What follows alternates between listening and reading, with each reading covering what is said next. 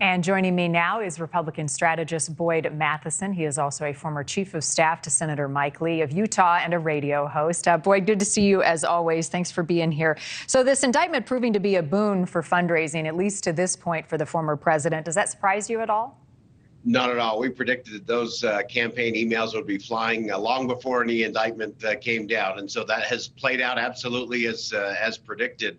And the interesting thing will be, how long does that stay? Is there real staying power in that base? The former president obviously has a base of supporters. They're going to stay rock solid, and they will use this to amp things up just a little bit. The more interesting thing, I think, is to look at the rest of the GOP field and also to look on the Democratic side as well. You had Van Jones saying, this indictment, it was a really bad idea. Of all the cases that could come against the former president, the Manhattan DA case is probably the flimsiest and clearly the most politically charged. In fact, 70% of independents think that the driving force in the indictment is politics. So that could be hurtful to the Democratic side. The Republicans will be interesting to see if they can get on a message, any message that counters the momentum the former president has. And it's a pretty old case. I mean, all in all, dating back all the way to 2006. We're about to hit the statute of limitations on it. So a lot were surprised by the fact that this is the one the DA chose to go after.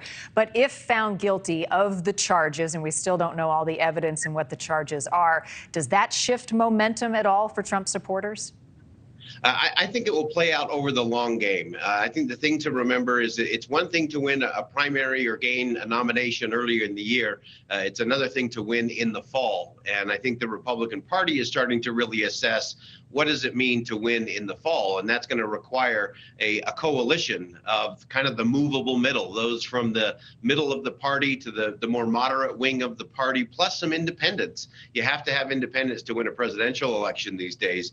And so it will be interesting to see what case is made and what candidates line up that can carry that message. And we should remember, Marni, that if the Republicans chose their nominee in 2016, based on where they were at this point in the calendar, Rudy Giuliani would have been the nominee. Or for the Democrats in 2020, it would have been Beto O'Rourke. So we are light years away from a lot of this, but the sustaining power and the distraction power, I think, is what we've got to watch the most. Well, and right now you've got some of his biggest political opponents coming to his defense. How does that tone change when they're face to face and they're trying to get the nomination?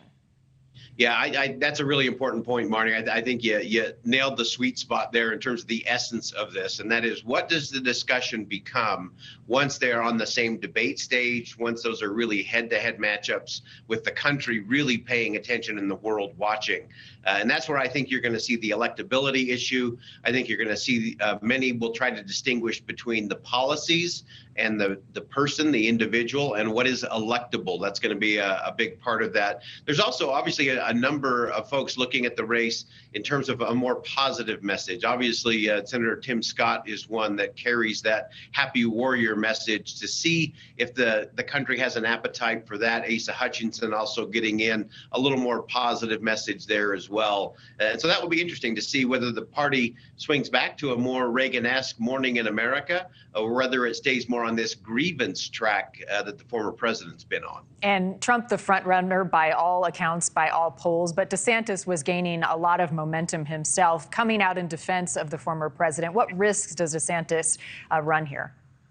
Yeah, I think the biggest challenge for a lot of these candidates is, are they flip-flopping? Are they just kind of putting their finger up in the wind? Or are they just kind of talking or trying to please whoever's in front of them at the moment?